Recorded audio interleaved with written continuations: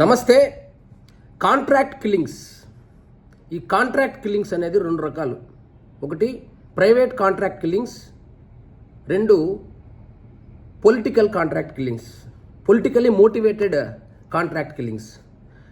Private contract killings అంటే ఏమంటే భార్యాభర్తల మధ్య విభేదాలు వచ్చి ఏదో అక్రమ సంబంధం ఉందనో ఇంకోటనో భార్య భర్తను చంపించడం, లేదా భార్య ఎవరికో బ్యాచ్కి డబ్బులు ఇచ్చి లేదా ఒక వ్యక్తికి డబ్బులు ఇచ్చి భర్తను చంపించడం. రెండోది ఆస్తి తగాదాల వల్ల, కుటుంబ తగాదాల వల్ల అన్న తమ్ముడిని చంపించడం, తమ్ముడిని అన్న చంపించడం, ఏదో ఒక గ్రూప్ ద్వారానో లేదా రాడికల్స్ ద్వారానో లేదా ఈ కాంట్రాక్ట్ కిల్లర్స్ ద్వారానో. మూడోది వ్యాపారాల్లో విభేదాలు వచ్చినప్పుడు ఇద్దరు పార్ట్నర్స్ మధ్య ఎవడో ఒకడు ఎవరినో ఒకరిని అప్రోచ్ అయ్యి డబ్బులు ఇచ్చి చంపించడము, ఇలాంటివి జరుగుతూ ఉంటుంది. నిత్యం మనం పేపర్లలో చూస్తుంటాం. దీన్ని ప్రైవేట్ కాంట్రాక్ట్ కిల్లింగ్స్ అంటారు.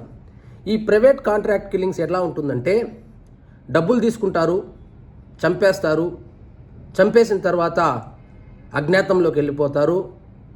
ప్రొఫెషనల్స్ అయితే ఇంకా దాన్ని మర్చిపోతారు. కొంతమంది చిల్లర కాసులకు ఆశపడి మళ్ళీ వీళ్ళకు ఫోన్లు చేసి మేము లొంగిపోతున్నాము లేదా మీ గురించి చెప్పేస్తామని చెప్పి బ్లాక్మెయిల్ చేసి డబ్బులు తీసుకుంటూ ఉంటారు. ఇది ప్రైవేట్ కాంట్రాక్ట్ కిల్లింగ్స్. ఇది జరుగుతూనే ఉంది, చూస్తూనే ఉన్నాం.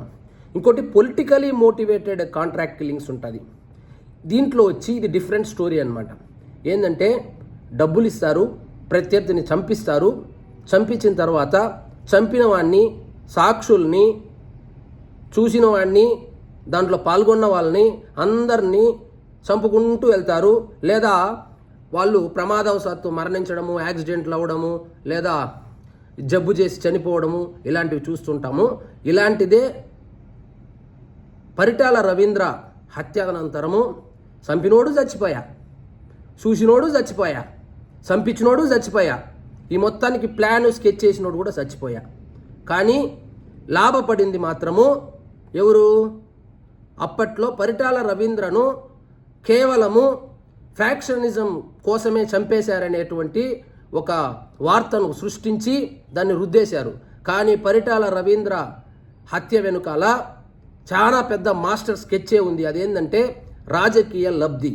ఎందుకంటే పరిటాల రవీంద్ర లాంటి పవర్ఫుల్ వ్యక్తినే టీడీపీ నుంచి మనము హతమారిస్తే మిగిలిన నాయకులు భయపడి లొంగిపోతారు, ఎదిరించరు అనేటువంటి ఒక పొలిటికల్ ఇంటెన్షన్తోనే పరిటాల రవీంద్ర గారి హత్య అప్పుడు జరిగింది.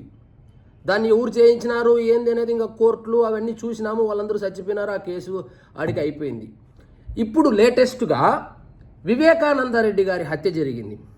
వివేకానందరెడ్డి గారి హత్యకు సంబంధించి సాక్షులు 5 మంది చచ్చిపోయారు. ఇప్పటికీ వాళ్ళు నిజంగానే చచ్చిపోయినారో, వాళ్ళని ఎవరైనా చంపేసినారో, లేదా ఇంకేం జరిగిందో కారణాలు ఏవో ఆ ప్రభువుకే తెలియాలి.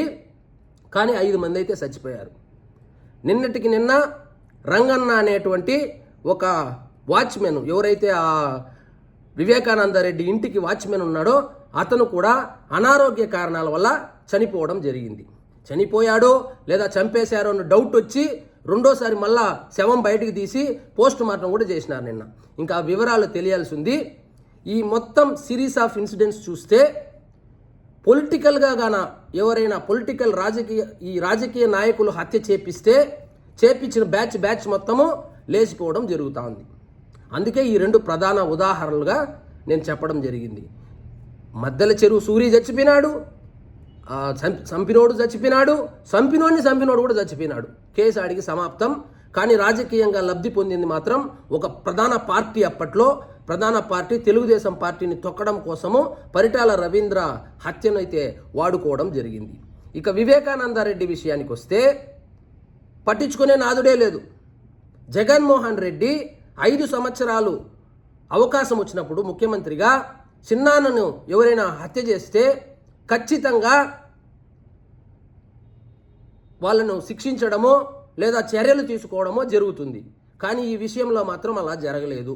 ఎందుకంటే స్పెక్యులేషన్స్ ఏంటంటే జగన్మోహన్ రెడ్డి గారికి సంబంధించినటువంటి మనుషులు ఈ హత్యలో ఇన్వాల్వ్ అయి ఉన్నారనేటువంటి ఒక వాదన అయితే వినిపిస్తూ ఉంది. అదేవిధంగా ఎలక్షన్కు ముందు తెగ హడావిడి చేసినటువంటి ఆంధ్రా సిస్టర్స్ సునీత గారు మరియు షర్మిల గారు కూడా గవర్నమెంట్ మారిన తర్వాత దాదాపు 9 నెలలు అవుతా ఉన్నా కూడా మరి ఎందుకు అప్పట్లో అంత అగ్రెసివ్గా వెళ్ళారు, ఇప్పుడు ఎందుకు వెళ్ళలేదో నాకైతే అర్థం కావడం లేదు. ఇప్పుడు వివేకానందరెడ్డి హత్య కేసులో లబ్ధి పొందింది ఎవరంటే జగన్మోహన్ రెడ్డి ముఖ్యమంత్రి అయ్యాడు, చంద్రబాబు నాయుడు పదవి కోల్పోయాడు, అవినాష్ రెడ్డి ఎంపీ అయ్యాడు, దస్తగిరి అప్రూవల్గా మారినాడు, డబ్బులు సంపాదించుకున్నాడు. కానీ రోజు పేపర్ చదివేటువంటి నువ్వు నేనైతే మాత్రం వెర్రి పుష్పాలు అయిపోయాం. సో ఇక్కడ ఇది రాజకీయం కోసం చేసినటువంటి హత్యల్లో ఏ విధంగా ఉంటుందంటే పదవుల కోసం, పదవులు కాపాడుకోవడం కోసం ఎంతకైనా తెగిస్తారు అనేది మనం వివేకానందరెడ్డి గారి హత్యనైతే ఉదాహరణగా తీసుకోవచ్చును. సో ఇక్కడ రాజకీయ లబ్ధి ఎవరికి చేకూరిందంటే ఫైనల్గా జగన్మోహన్ రెడ్డి గారికి చేకూరింది. 5 కోట్ల మంది జగన్మోహన్ రెడ్డి గారు ముఖ్యమంత్రి కావడం వల్ల, మనం ఆ రోజు ఆ వార్త నమ్మడం వల్ల, ఓట్లు వేయడం వల్ల ఆంధ్ర రాష్ట్రము కుక్కలు చించిన విస్తరిలాగా 3 ముక్కలాట ఆడేసి వెళ్ళిపోయాడు. సో ఎవరైనా హత్య జరిగింది అంటే ఈ పేపర్లలో చూసి నారాసుర రక్త చరిత్రని వేసేసాడు, అందరూ నమ్మినారు. అప్పుడు అది తప్పు అని తెలిసి మళ్ళీ దించేసినారనుకో, అది వేరే విషయము. కానీ వచ్చే వార్తలన్నీ నిజం కాదు, దాని వెనకాల ఏముందో ఆ ప్రభువుకే తెలియాలి. సో ఫైనల్గా నేనేం చెప్తానంటే ఈ హత్యలు ఏవైతే జరుగుతూ ఉన్నాయో, హత్య జరిగినప్పుడే ఒక నిర్ధారణకు వచ్చేసి పలానా పలానా పలానా అని చెప్పి మైండ్ మార్చుకొని ఓట్లు వేయడం ద్వారా చివరికి నష్టపోయేది సాధారణ ప్రజలే.